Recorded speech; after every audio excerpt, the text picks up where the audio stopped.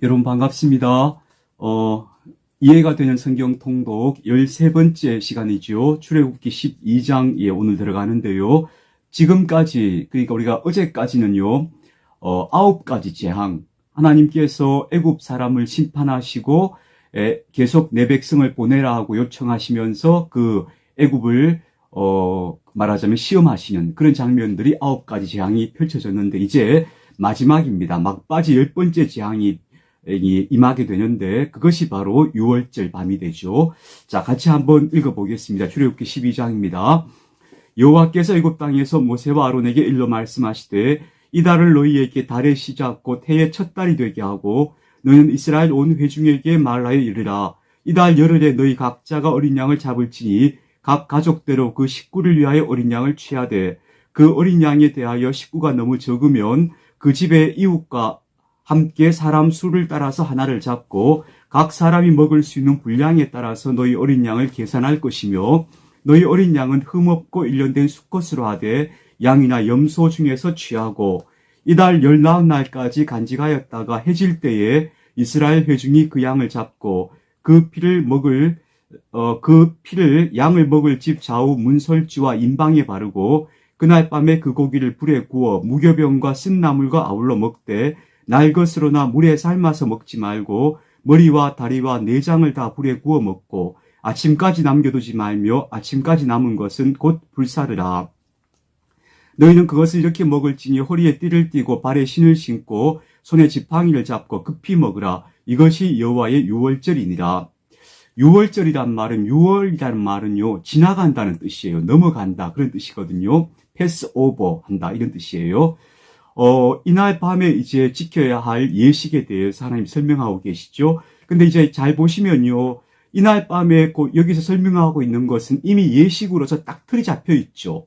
그러니까 그날 밤에 있었던 긴박한 사건을 보도한다기보다는 이미 예식으로서 틀이 딱 잡혀 있는 내용을 이제 후대에 기록해서 우리에게 전해주고 있다는 걸 알 수 있고요. 그 다음에 이 예식과 예수님께서 제자들과 함께 나누셨던 성만찬 예식을 한번 비교해 보시기 바랍니다. 그 성만찬 예식이 곧 유월절 밤의 예식이었어요. 유월절 식사를 예수님 그때 하신 거예요. 근데 여기서는 어린 양을 취했지만 거기서는 예수님께서 뭐라 하시는가 하면 내 살을 먹고 내 피를 마시라고 말씀하시죠. 그러니 예수님이 바로 유월절의 어린 양이 되시는 거죠. 자, 계속합니다. 내가 그 밤에 애굽 땅에 두루 다니며 사람이나 짐승을 막론하고 애굽 땅에 있는 모든 처음 난 것을 다 치고 애굽의 모든 신을 내가 심판하리라. 나는 여호와라. 내가 애굽 땅을 칠 때 그 피가 너희가 사는 집에 있어서 너희를 위하여 표적이 될지라. 내가 피를 볼 때 너희를 넘어가리니 재앙이 너희에게 내려 멸하지 아니하리라. 굉장히 인상적인 장면이죠.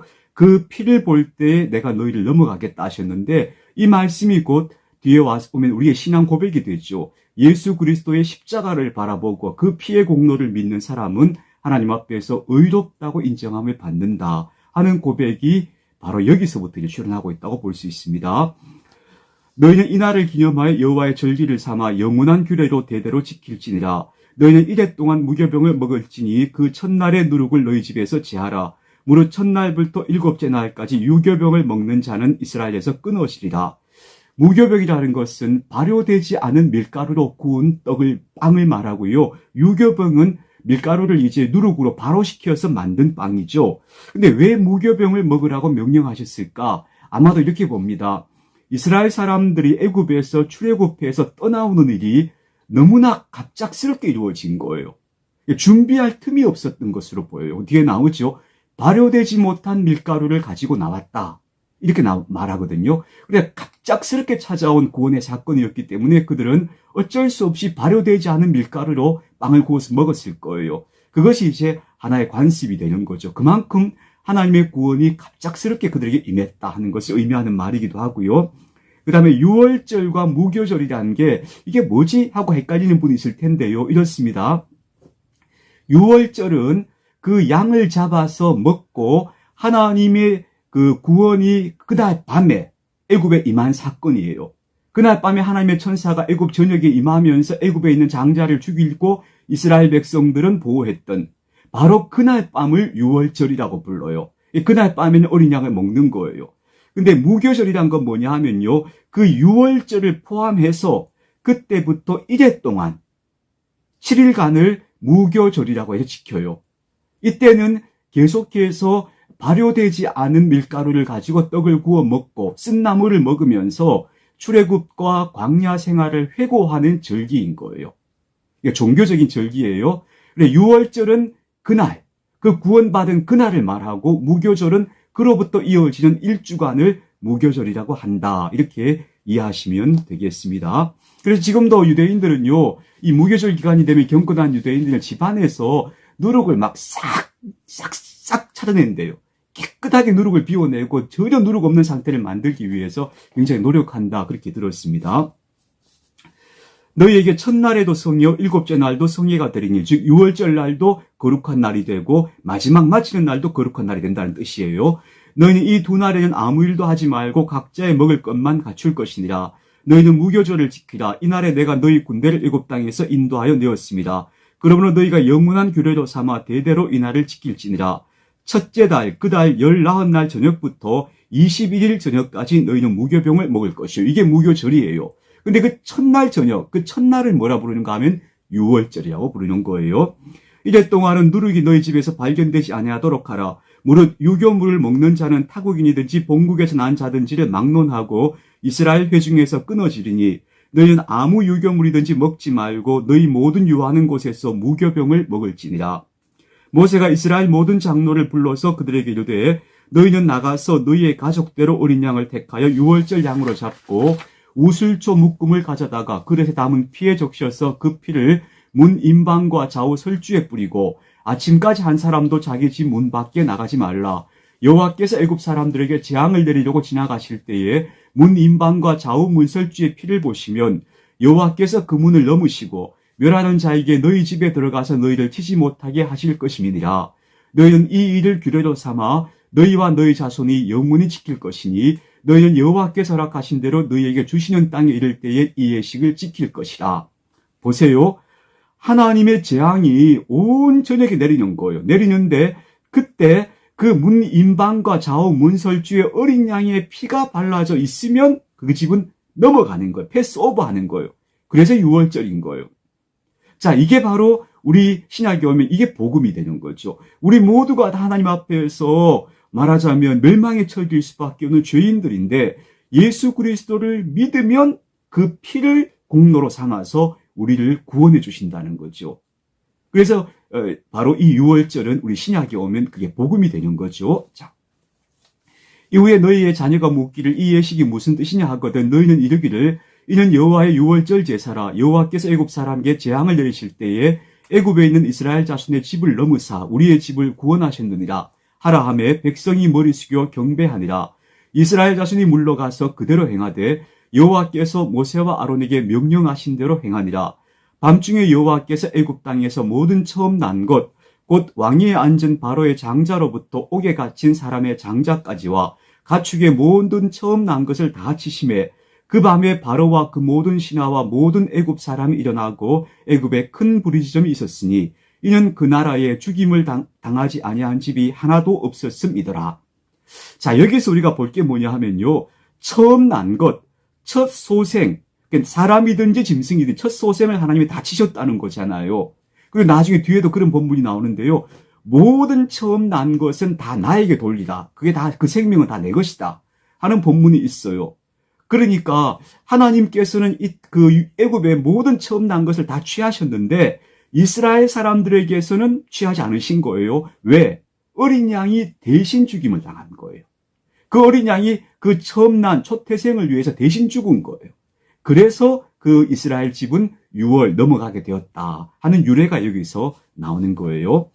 밤에 바로가 모세와 아론을 불러서 이르되 너희와 이스라엘 자손은 일어나 내 백성 가운데서 떠나 너희 말대로 가서 여호와를 섬기며 너희가 말한 대로 너희 양과 너희 소도 몰아가고 나를 위해 축복하라 하며 드디어 바로가 항복하게 되는 거죠. 더 이상 견디거나 버틸 수 없다는 것을 바로가 깨달은 것이죠.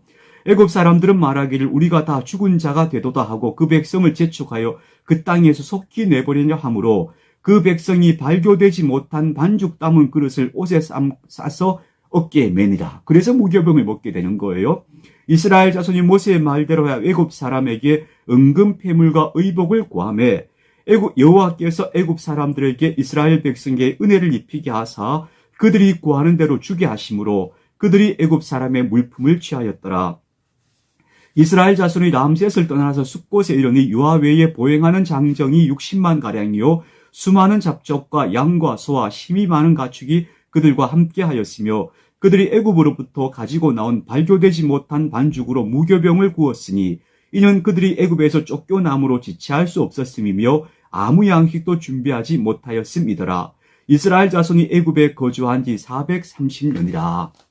430년이 끝나는 그날에 여호와의 군대가 다 애굽 땅에서 나왔은즉 이 밤은 그들을 애굽 땅에서 인도하여 내심으로 말미암아 여호와 앞에 지킬 것이니 이는 여호와의 밤이다. 이스라엘 자손이 다 대대로 지킬 것이니라. 여호와께서 모세와 아론에게 이르시되 유월절 규례는 이러하니라.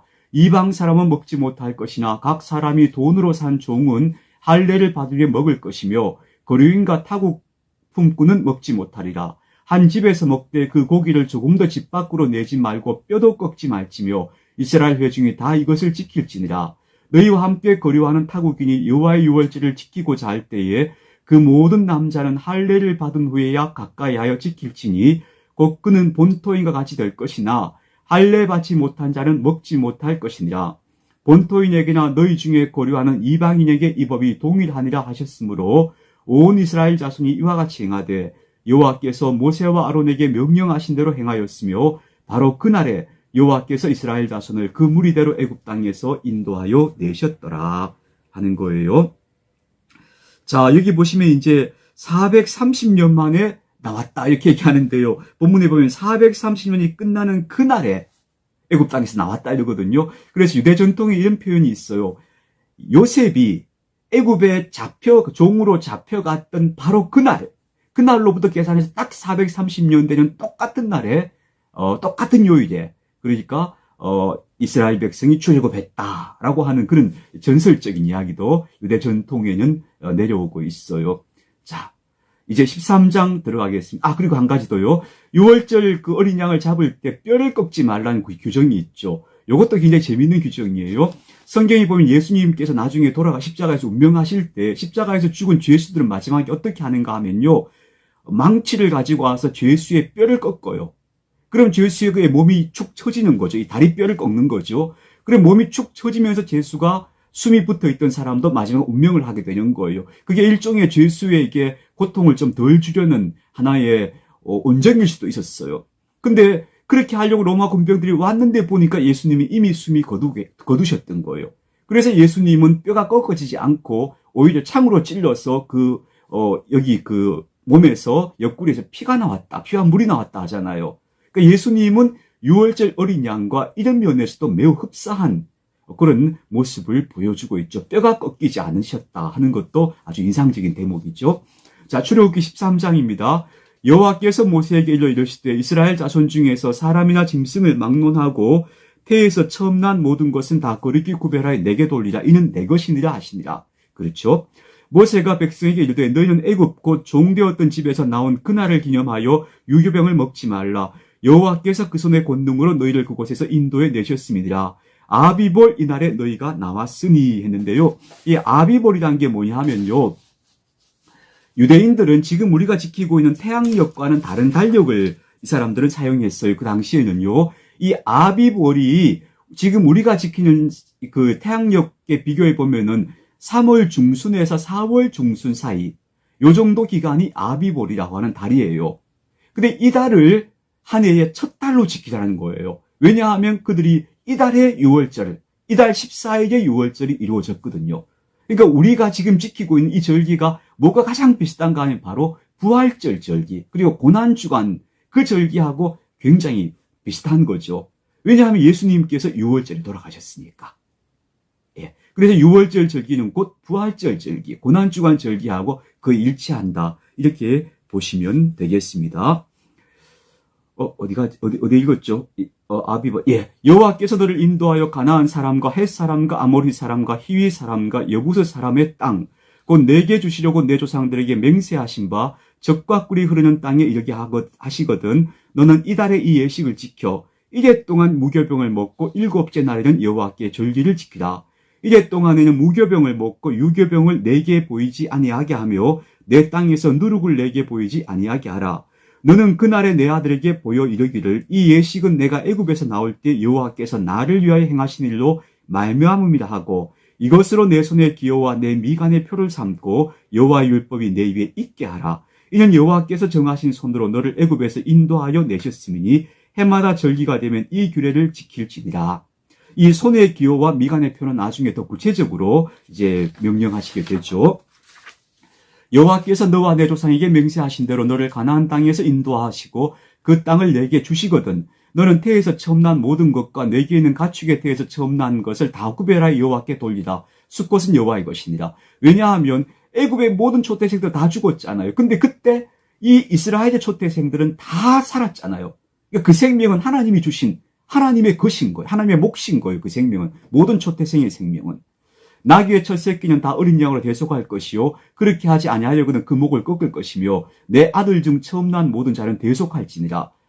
후일에 내 아들이 내게 묻기를 이것이 어쩜 이됨이냐 하면 너는 그에게 이르기를 여호와께서 그 손의 권능으로 우리를 애굽에서 곧 종이 되었던 집에서 인도하여 내실세 그때 바로가 완악하여 우리를 보내지 아니하매 여호와께서 애굽 나라 가운데 처음 난 모든 것은 사람의 장자로부터 가축의 처음 난 것까지 다 죽이셨으므로 태에서 처음 난 모든 수컷들은 내가 여호와께 제사를 드려서 내 아들 중에서 모든 처음 난 것을 다 대속하리니 모든 초태생은 다 양으로 대속해야 되는 거예요. 그 규정이 생긴 거예요. 여러분 요걸 앞에서 우리가 봤던 창세기에서 아브라함이 하나님 앞에 이삭을 드리려고 했을 때 양으로 대속한 대속의 개념이 나왔잖아요. 그것과 한번 연결시켜 보세요. 같은 개념이에요.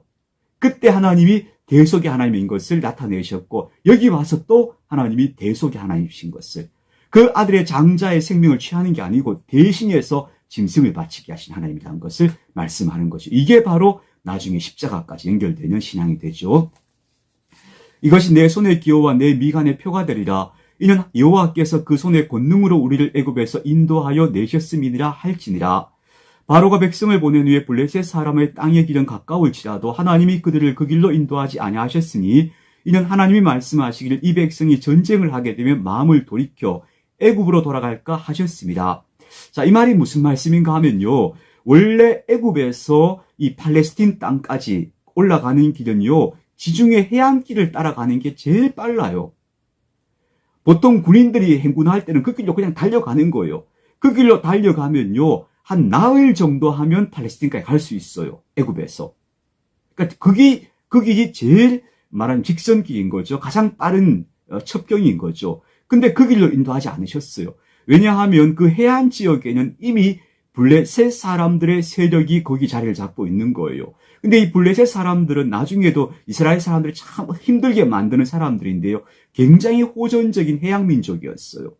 그래서 이들과 맞부딪히면 아마도 이스라엘 사람들이 팔레스틴에 더 이상 들어갈 엄두를 못 낼 것이다 하는 것이 하나님의 배려였다고 볼 수도 있어요. 이제 그런 배려가 있었다는 의미고요. 또 한 가지는 아주 중요한 건 이건 이제 감추어져 있는 의미인데요. 이 백성들이 광야로 들어가서 거기서 이제 하나님 백성으로서 훈련받게 하시는 그런 하나님의 계획이 또 있었다고 봐야겠죠. 그러므로 하나님이 홍해의 광야길로 돌려 백성을 인도하심에 이스라엘 백성이 애굽 땅에서 대를 지어 나올 때에 모세가 요셉의 유고를 가졌으니 이는 요셉이 이스라엘 자손으로 단단히 맹세하게 하여 이르기를 하나님이 반드시 너희를 찾아오시리니 너희는 내 유고를 여기서 가지고 나가라 하였음이더라. 그들이 숲곳을 떠나서 광야 끝 에담에 장막을 치니 여호와께서 그들 앞에서 가시며 낮에는 구름 기둥으로 그들에게 인도하시고 밤에는 불 기둥으로 그들을 비추사 밤이나 낮이나 진행하게 하시니 낮에는 구름 기둥 밤에는 불 기둥이 백성 앞에서 떠나지 아니하니라. 자, 여기서 여러분 제가 이런 이야기 좀 드려볼게요. 이 구름 기둥과 불 기둥이 뭐였을까? 어떤 분들은 이렇게 이야기해요. 구름 중에서 이런 구름이 있어요. 우리나라에서는 잘 볼 수 없는 구름인데요. 그 지면이 넓은 곳에 가면은 땅에서부터 구름이 마치 용솟아 올라오는 것처럼 하늘로 치솟는 구름들이 있어요. 막 그런 것을 구름 기둥이라고 보지 않았겠느냐라고 이야기하기도 하고요. 불 기둥은 이제 우리가 참 불가사의하죠. 설명할 수 없는 것인데요. 이것을 조금 합리적으로 설명하려고 하는 분들은 이렇게도 설명합니다. 이스라엘 백성들이 이제 이후로부터 쭉 광야를 행진할 때에 하나님의 성막이 항상 앞서가요. 앞서갈 때 그 하나님의 성막의 번제단에서는 늘 끊어지지 않는 연기와 불이 타오르고 있는 거예요. 이 번제단의 불은 꺼트리면 안 되거든요. 그러니까 거기서 늘 연기가 계속되고 있고 또 불이 계속 피는 거예요. 그래서 하나님의 성막, 그 번제단이 그 백성들의 선두에 서서 그를 이끌어가는 그런 모습을 이렇게 표현했다라고 보기도 해요. 저는 이렇게 설명하는 것도 뭐 나쁘지 않다고 생각하거든요. 왜냐하면 여러분, 제가 다음에도 또 설명할 기회가 있겠습니다만, 저는요, 하나님의 역사하심이 꼭 초자연적인 기적에만 한다고 생각하지 않아요.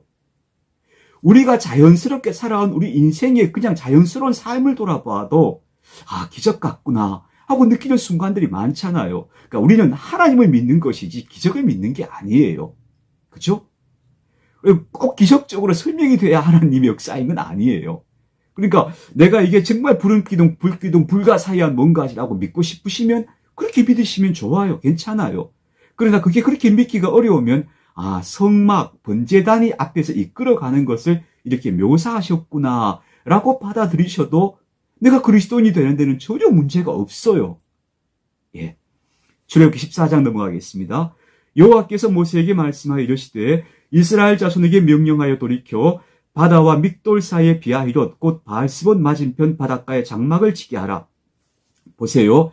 해안길로 갔으면 홍해를 건널 필요가 없어요. 물론 지금은 거기가 수에즈 운하가 생겨서 운하를 건너야 되지만 예전에는 거기가 다 육지였기 때문에 해안길로 갔다면 그들은 그냥 육지길로 계속 올라갔으면 되는데 해안길로 못 가니까 밑으로 내려온 거예요. 거기가 어딘가 하면 홍해라고 하는 바다를 건너가야 되는 거예요. 수에즈 운하가 지금 이집트에 수에즈 운하가 있잖아요. 그 수에즈 운하가 이 홍해와 지중해 사이를 뚫어버린 거거든요. 원래는 그곳이 육로였고 글로 쫓아가면 그게 바로 해안길이었던 거예요. 근데 그리도 안 가고 밑으로 내려오니까 이 앞에 바닷가, 홍해가 이제 딱 맞닥뜨리게 된 거죠. 그런 상황이 된 거예요. 바로가 이스라엘 자손에 대하여 말하기를 그들이 그 땅에서 멀리 떠나 광야에 갇힌 바들이라 되었다 하리라. 그러니까 바로가 정보를 들은 거예요. 이 백성들이 광야 해변길로 안 가고 광야로 들어가서 눈앞에 지금 바다가 막힌 지경에 광야에 딱 갇혔다는 얘기를 듣게 된 거죠. 내가 바로의 마음을 완악하게 한즉 바로가 그들의 뒤를 따르니 내가 그와 그의 온 군대로 말미암아 영광을 얻어 애굽 사람이 나를 여호와인 줄 알게 하리라 하시매 무리가 그대로 행하니라. 이 표현도 앞에서 말씀드렸죠. 바로가 완악한 마음을 가지고 이스라엘 백성을 추격하지만 크게 보면 그 모든 것이 다 하나님의 계획과 주관 속에 있는 일이라는 것을 표현하는 방식이라고 그랬죠. 자, 다음입니다. 그 백성이 도망한 사실이 애굽 왕에게 알려짐에 이제 그 정보가 알려졌다는 거겠죠. 바로와 그의 신하들이 그 백성에 대하여 마음이 변하여 이르되 우리가 어찌 이같이 하여 이스라엘을 우리를 섬김에서 놓아 보내었는가 하고 바로가 곧 그의 병거를 갖추고 그의 백성을 데리고 갈새 선발된 병거 600대와 애굽의 모든 병거를 동원하니 지휘관들이 다 거느렸더라. 그러니까 아주 특수한 부대, 병거 부대를 거느린데 선발된 병거 600대라 했어요. 고대에는 병거가 이제 말을 타고 전쟁하는 기병이 나오기 전에 병거로 전쟁하는 것이 가장 압도적인 무력이었거든요. 그러니까 이런 압도적인 병거가 준비되었으니까 굉장히 이제 무시무시한 추격대가 조직된 거예요. 여호와께서 애굽 왕 바로의 마음을 완악하게 하셨으므로 그가 이스라엘 자손의 뒤를 따르니 이스라엘 자손이 담대히 나갔습니다. 애굽 사람과 바로의 말들, 병거들과 그 마병과 그 군대가 그들의 뒤를 따라 바알스본 맞은편 비아히롯 곁 해변 그들이 장막 친 데에 미치니라. 바로가 가까이 올 때 이스라엘 자손이 눈을 들어 본즉 애굽 사람들이 자기들 위해 이른지라. 이스라엘 자손이 심히 두려워하여 여호와께 부르짖고 큰일 난 거죠. 그들이 또 모세에게 이르되 애굽에 매장지가 없어서 당신이 우리를 이끌어내어 이 광야에서 죽게 하느냐. 어찌하여 당신이 우리를 애굽에서 이끌어내어 우리에게 이같이 하느냐. 우리가 애굽에서 당신에게 이른 말이 이것이 아니냐. 이르기를 우리를 내버려 두라. 우리가 애굽 사람을 섬길 것이라 하지 아니하더냐. 애굽 사람을 섬기는 것이 광야에서 죽는 것보다 낫겠노라. 이 참 안타까운 태도죠. 차라리 노예로 죽겠다라는 태도는 정말 무기력한 태도. 이게 학습된 무기력증인 거죠. 우리가 정말 하나님 주시는 어떤 생의 에너지가 있다면 이런 태도가 아니죠. 나는 이 비굴한 자리에 일어나서 내가 자유인으로 살 거야. 이래야 이제 그 사람이 진짜 건강한 사람인 거죠. 모세가 백성에게 이르되 너희는 두려워하지 말고 가만히 서서 여호와께서 오늘 너희를 위하여 행하시는 구원을 보라. 너희가 오늘 본 애굽 사람을 영원히 다시 보지 아니하리라. 담대한 선포를 합니다. 여호와께서 너희를 위하여 싸우시니 너희는 가만히 있을지니라. 여호와께서 모세에게 이르시되 너는 어찌하여 내게 부르시느냐. 이스라엘 자손에게 명령하여 앞으로 나아가게 하고 합니다. 자, 부르짖지만 말고 이스라엘 백성들로 하여금 앞으로 나아가게 하라고 말씀하셔요. 이게 굉장히 중요한 거예요. 앞으로 나아가야 하나님의 역사가 일어나는 거예요. 지팡이를 들고 손을 바다 위로 내밀어 그것이 갈라지게 하라. 이스라엘 자손이 바다 가운데서 마른 땅으로 행하리라. 내가 애굽 사람들의 마음을 완악하게 할 것인지 그들이 그 뒤를 따라 들어갈 것이라. 내가 바로와 그의 모든 군대와 그의 병거와 마병으로 말미암아 영광을 얻으리니 내가 바로와 그의 병거와 마병으로 말미암아 영광을 얻을 때야 애굽 사람들이 나를 여호와인 줄 알리라 하시더니 여호와의 진 앞에 가던 하나님의 사자가 그들 뒤로 옮겨가매 구름 기둥도 앞에서 그 뒤로 옮겨 애굽진과 이스라엘 진 사이에 이르러 서니 저쪽에는 구름과 흑암이 있고 이쪽에는 밤이 밝음으로 밤새도록 저쪽과 이쪽에 저쪽이 이쪽에 가까이 못하였더라. 어떤 것인지 설명할 수 없지만 하나님께서 그 애굽 진영과 이스라엘 진영 사이에 짙은 안개일 수도 있고요. 어떤 상황인지 모르겠지만 그 사이가 어쨌든 이들이 추격하여 이스라엘 사람들을 붙잡지 못하도록 시간을 벌어주셨다는 말씀이 되는 거죠. 모세가 바다 위로 손을 내밀며 여호와께서 큰 동풍이 밤새도록 바닷물을 물러가게 하시니 물이 갈라져 바다가 마른 땅이 된지라. 자, 그리고 그 밤새도록 지금 동풍이 불어온 거예요. 동풍은 대개 열풍이라 그래. 열을 품은 바람이 불어온 거예요. 이스라엘 자손이 바다 가운데를 육지로 건너가고 물은 그들의 좌우에 벽이 되니 애굽 사람들과 바로의 말들 병거들과 그 마병들이 다 그들의 뒤를 추격하여 바다 가운데로 들어오는지라. 새벽에 여호와께서 불과 구름 기둥 가운데서 애굽 군대를 보시고 애굽 군대를 어지럽게 하시며 그들의 병거 바퀴를 벗겨서 달리기가 어렵게 하시니 애굽 사람들이 이르되 이스라엘 앞에서 우리가 도망하자. 여호와가 그들을 위하여 싸워 애굽 사람들을 치는도다. 여호와께서 모세에게 이르시되 내 손을 바다 위로 내밀어 물이 애굽 사람들과 그들의 병거들과 마병들 위에 다시 흐르게 하라 하시니 모세가 곧 손을 바다 위로 내밀매 새벽이 되어 바다의 힘이 회복된지라. 애굽 사람들이 물을 거스러 도망하나 여호와께서 애굽 사람들을 바다 가운데 엎으시니 물이 다시 흘러 병거들과 기병들을 덮되 그들의 뒤를 따라 바다에 들어간 바로의 군대를 다 덮으니 하나도 남지 아니하였더라. 그러나 이스라엘 자손은 바다 가운데를 육지로 행하였고 물이 좌우에 벽이 되었더라. 그날에 여호와께서 이같이 이스라엘을 애굽 사람의 손에서 구원하시매 이스라엘이 바닷가에서 애굽 사람들이 죽어 있는 것을 보았더라. 이스라엘이 여호와께서 애굽 사람들에게 행하신 큰 능력을 보았으므로 백성이 여호와를 경외하며 여호와와 그의 종 모세를 믿었더라. 보세요. 자, 우리가요, 이런 장면들을 영화에서 보면 이렇게 표현되고 있죠. 왜 물이 좌우에 벽이 되어서 막 넘실거리고 있고 그 갈라진 틈으로 사람들이 막 지나가는 그런 장면들이 십계란 영화에서 표현된 장면들이잖아요. 근데 오늘 본문을 잘 보시면요. 어떻게 나오는가 하면 동풍이 계속 불어서 바다를 말렸다고 나와요. 그리고 그 사이에 길이 났다고 표현하고 있고요. 또 나중에는 애굽 사람들이 따라 들어왔을 때 물이 다시 흘러서 그들을 덮쳤다고 나오거든요. 그러니까 이건 어떻게 보는 게 자연스러운가 하면요. 우리 왜 진도의 바닷가에 왜 물이 갈라지면 그 바닷 속에 길이 드러나는 경우가 있잖아요. 아마 그런 어떤 놀라운 자연현상이었기에 가깝다라고 보는 게 해석자들의 의미예요. 그리고 또 이 바다는 갈대바다라고 알려져 있어요. 얌수프라고 하는데요. 그곳에 파피루스, 그 종이의 제조가 되죠. 그 파피루스가 많이 자라는 그런 바다였다는 거예요. 그렇게 보는 것이 되게 일반적인 해석인데요. 근데 유세비우스라고 하는 유대 그 역사가가 있는데 그 사람의 해석 가운데 이런 이야기가 있어요. 이 장면을 만조와 간조의 상황으로 묘사하기도 해요. 그러니까 밀려들었다가 나가는 그 상황으로 이 사람이 묘사하기도 해요.